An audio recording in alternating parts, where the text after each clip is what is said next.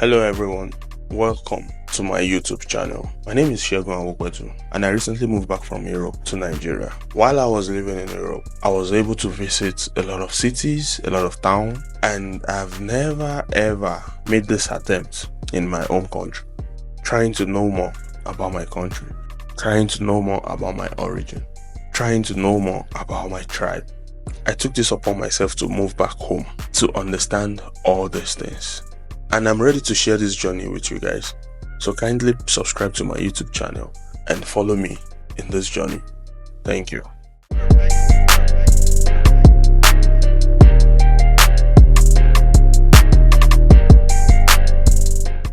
Today, I will be visiting the third largest city by population in Nigeria, after Lagos and Kano. With a population of 3.6 million, Ibadan is a historic and an ancient city in Nigeria. I will be heading to one of the monumental places in Ibadan, the Cocoa House, popularly known as Cocoa Dome among the Ibadan indigenes. Even when you feel low, you can still go. Even when you feel slow, you can still go.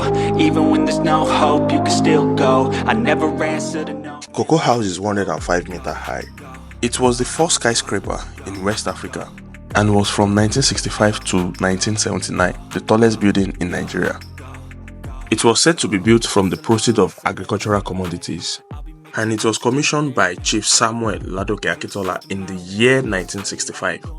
He was the premier of Western Nigeria during the regional regime, and this historic building has been said to be involved in a fire incident in 1985 and was renovated and commissioned in the year 1992. Unfortunately, we couldn't get access into the building because we were told it's under renovation. After I got this news, I decided to enjoy one of the most popular and local food in Ibadan, which is called Amala and Abula.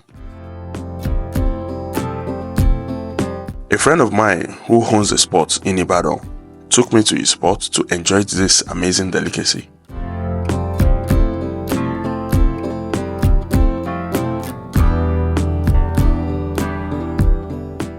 The food was so good and delicious. If you've never tried it before, kindly do. After enjoying this meal, I decided to drive around the city to enjoy the amazing view of Ibadan and also to know why it is called the Brown Roof City.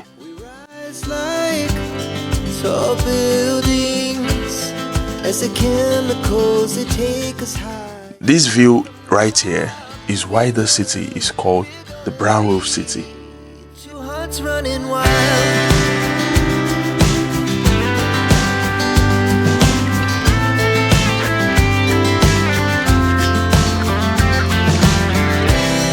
Now the morning is the afternoon. We lay awake in bed. The laughs so loud as the hours pass. We're gonna do it all again. Later that day, I met with some old school friends at a popular mall called the Ventura Mall to have some fun time. Never sleep, never stop. As we shout from the top, we're gonna be. And next, I will be visiting another historical and monumental place in the heart of Ibadan. Hi guys. Welcome to Mapo Hall. This is one of the historical sites in the heart of Ibadan, located in Mapo. As we are being told, the hall is under renovation, so we will not be able to go inside. But join us as we take you around the buildings and show you the beautiful architecture sitting in the heart of Mapo in Ibadan, the Brown Roof City. Mapo Hall is a colonial style building on top of Mapo Hill in Ibadan, Oyo State. Mapo Hall was commissioned during the colonial era by Captain Ross in 1929. It was designed and constructed by engineer Robert Jones. He was a Welshman who worked in southern Nigeria between 1910 to 1944. He was a member of Ibadan Native Authority. In 1923, as a road engineer, where he remained until his retirement to Wales.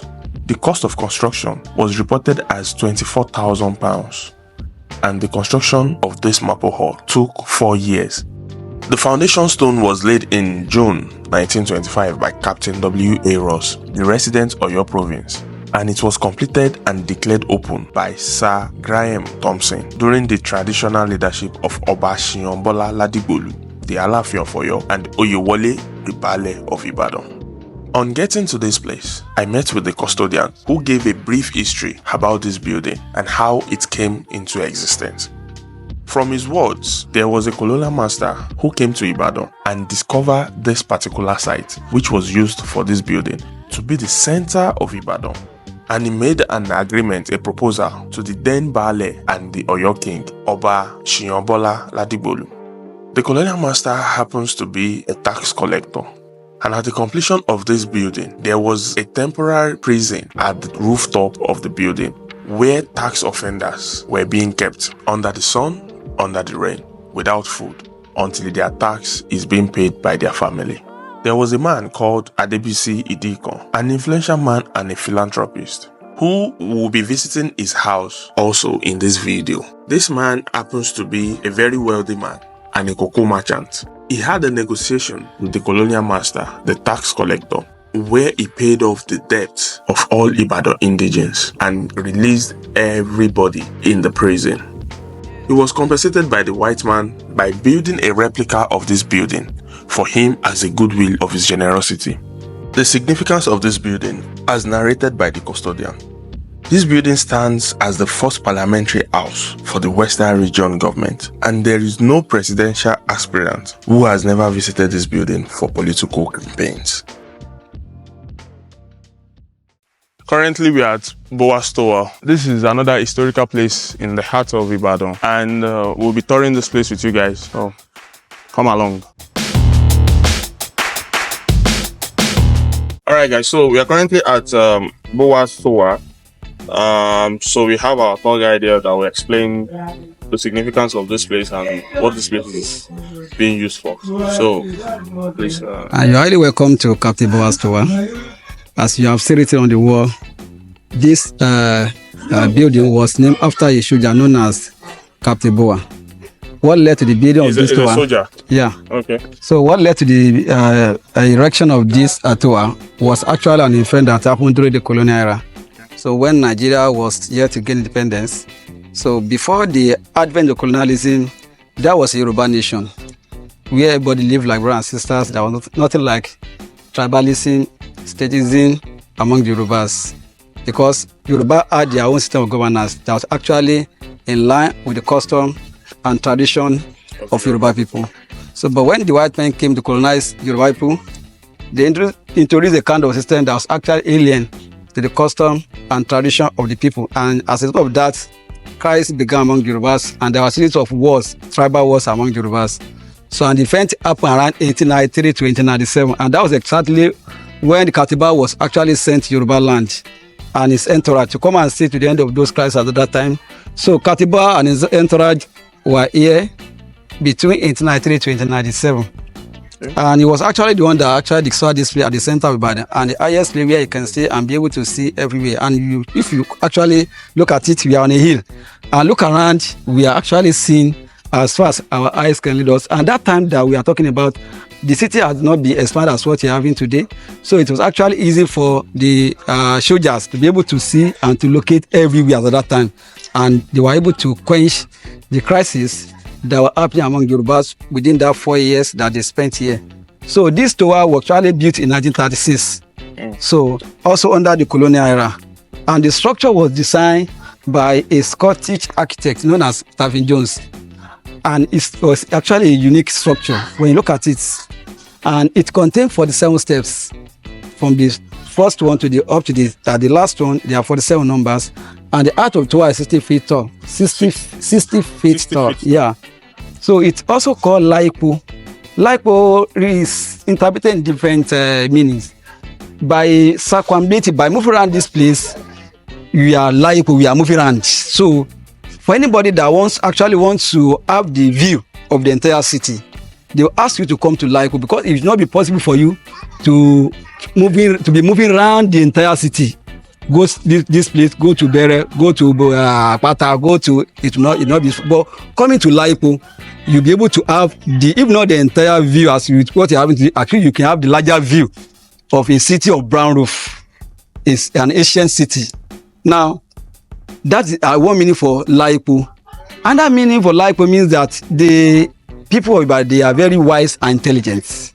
That in the history of Ibadan was never been captured by anyone. Ibadan, Ogbon Ibadan, Ninupo, they are embodiment of wisdom and tactics. To the extent that in the history of Ibadan was never been captured by any war, and we had a lot of warriors in Ibadan.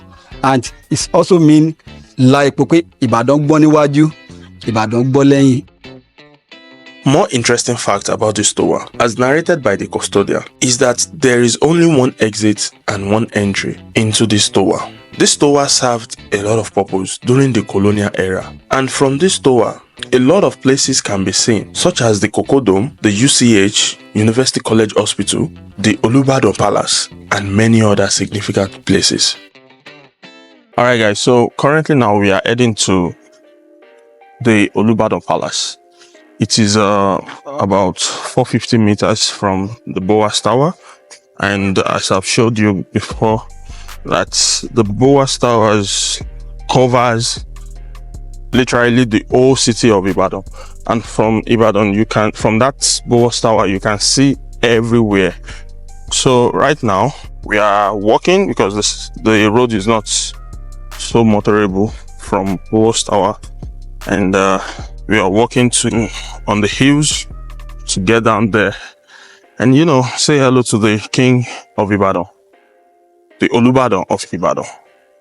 So I'll be showing you guys once we get there, if we are allowed entry, or probably if we'll be able to see the king. On my way to the king's palace, I found the Ibadan house in close proximity to the palace. It serves as the symbolic home for the great work and achievements of the Ibadan indigenes.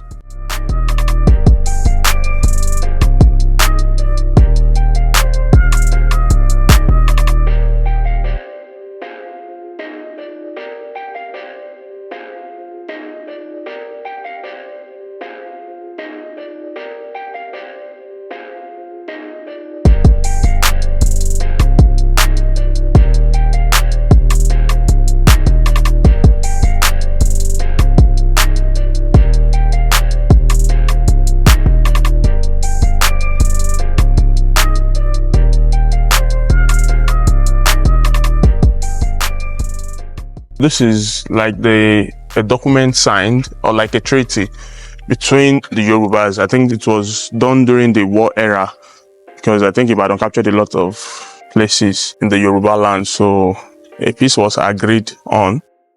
All right, guys. So currently we are in front of the palace of Olubadan, which is Afe Olubadan, Ile Ibadan.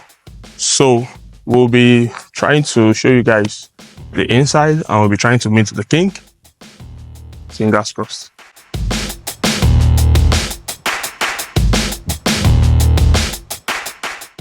At the Olubadan Palace, I was denied entry due to a preparation for an upcoming event in the palace.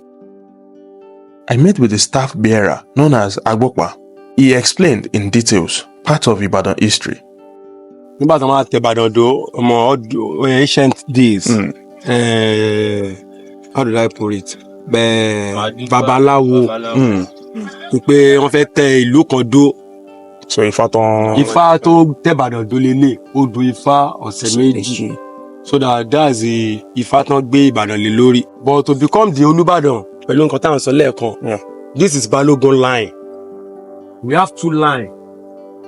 Balogun is a civil. Is the what? Civil line. Civil line. No. Military line. Yes. Balogun is a military line. Yes. This Olubadan is a civil line. The two lines to become the king. So it's either you are a Balogun or you are Olubadan. This one is so àwọn orúkọ yìí promotion ni wọ́n fi máa dókè. Okay. From Mogaji, if you want to become the king, láti Mogaji, ló bá fẹ́ jẹ ọba tó fẹ́ di Olúbàdàn, láti Mogaji ó máa wọ line Olúbàdàn. We are call it line. Line Olúbàdàn ẹ̀ lélẹ̀. Okay. line Only Present Jagun. Okay. Okay. Lagun. oyè Olúbàdàn ní gbogbo ilé present Jagun ní Ìbàdàn ní Olúbàdàn Jagun Olúbàdàn present one Akin Alabi olóyè Akin Alabi honorable ní house representative kìdí kankan so that wọ́n ní Jagun báyìí. Wow. Àjíà. So he's in the process of becoming. Ó ti wà line. Wọ́n ti wà ní line báyẹn. Okay. So that Àjíà ni Dọ̀tun Sanusi Ìlàjì àwọn náà kúrò níbi tó bọ́ síbi. So that n tí mò ń sọ lọ kọ́ ló ń lọ rẹ̀ mí gbogbo wọn. Àmín. Torí tẹ́lẹ̀ kan bá ti yọ níbí báyìí Jagun tó ti ní space. Nísàlẹ̀. So which is the next one síbí Mọ́gàjì ni. Mọ́gàjì ló wà níbí. Mọ́gàjì will become Jagun. Okay. Jagun máa jẹ Àjíà. Àjíà máa di Bàdà. Ààrẹ oníbọn Gbọ̀ǹkà. Ààrẹ gbé ọmọ Ọ̀tà Lágúnná. Ààrẹ Àgò. Ayégun. Aṣáájú Ìkọ́lábà. Ààrẹ Alásà. Àgbákin. Ẹ̀kẹfà. Máyẹ̀. Abẹsẹ̀. Ẹ̀karùn-ún. Ẹ̀kẹrin. Aṣípa. Òsì. Àti Ọ̀tún. President Ọ̀tún Ìbàdàn now is Ládọjà. Ọ̀tún Olúbàdàn náà former governor former senator bàbá mi ni o ẹ bá wo profile máa rí lẹ́yìn ọdún mọ̀ ń gbọ́ pa káàkiri tó máa tó Olúbàdàn máa ràn wọ́n ṣe ní tó máa gbọ́ pa tẹ́lẹ̀ wọn náà ni so that present Ọ̀tún Olúbàdàn náà in Ìbàdàn àwọn náà bẹ̀rẹ̀ láti Mọ́gàjí ni o so that grace ni fún each one of them to become a king oore ọ̀fẹ́ ni fún wọn láti jọba. The assurance is not there but. Ọlọ́run ló lá assurance lọ́wọ́ God is everything. Torí ó jẹ Mọ́gàjí kò ní wá di Olúbàdàn. Bẹ́ẹ̀ ṣe sọ lẹ́ẹ̀kan. Ó jẹ Jagun kò ló máa di Olúbàdàn. Torí tẹ́nìkan bá ti bẹ́ẹ̀lẹ̀ nínú step yìí wọ́n máa replace ẹ̀ Jagun tó sílẹ̀ nsàlẹ̀. So that Olúbàdàn ló ní line ní. Okay, same thing náà ni àwọn yòókù náà. Okay, so nǹkan tí mi ò understand lélẹ̀. Now, the path to becoming king in Ibadan, there are two or one. Line. Two. Yes. So which is you can go through Mọ́gàjí. Mọ́gàjí is a general Mọ́gàjí. No, like you can go through the Mọ́gàjí, Jagun, and or the Balogun line. So which is the military line. So this is the civil line and the military line. Okay. The only thing, there is no more thing inside. Into ṣẹlẹ̀ ni wípé anywhere the same thing, the same post, but just with the reason is pé kì í ṣe family ló ń jọba. He also explained the accession to the throne of becoming a king in Ibadan. In his words, all Ibadan indigenes have the right to become a king. It is not peculiar to a particular family or a royal home. He also said this only happens in Ibadan. Part of his explanation made me understand that there are only two lines to becoming a king in Ibadan, either through a civilian rule or a military rule. It also comes with a stepwise process for each side you choose to become the king. The process starts from being the Mọ́gàjí, the Jagun, Àjíà, Bàdà, and so on. The current Jagun Olubadan is Ọ̀túnba Akin Alabi, a current House of Representative member, and the present Ọ̀tún Olubadan is Chief Rasheed Ladoja, the former governor of Oyo State. We really appreciate your time, for granting us this space to do what we wanted to do today. Thank you very much for giving us the greatest insight of what is going on there. And now I will be visiting the Adebisi Idekan mansion. All right, so right now we are at Adebisi mansion, Adebisi Idekan. So this is the place that we are being told that by the tall guy at Mapo, that it was the one that paid for all the prisoners that didn't pay their tax to the colonial masters. So, and this was the mansion that was built for him by the British colony to appreciate his generous attitude towards his kinsmen. That is by paying off the prisoners. By paying off their debts. So we will be touring the mansion right now. So Join us as we do this. The man Adebisi Idekon was a rich man and a philanthropist who started his journey into wealth as a clothes seller at Shofi. He started as a salesman for his father, who makes the clothes under a tree called Idekon. He has 3 other siblings, whom they do sell these clothes together. He demonstrated a natural talent for business, surpassing his siblings and taking over the family finances. He told his siblings to stop selling, that he would be taking care of them. Later on, he ventured into cocoa business and he acquired over 400 acres of land in Ijebu for farming. He paid off all Ibadan indigenous taxes till his death. He got into paying their taxes after his friend cried to him for help. He was owing tax payment to the British colony and he could not afford to make this payment. Adebisi Idekon helped with this payment and also ordered the British colony to calculate and always bring to his house the tax amount of all Ibadan indigenes. Part of his clothes are still in the house till date, and the clothes for his favorite horse. His cocoa record book can still be found in his house and his weighing machine for his cocoa.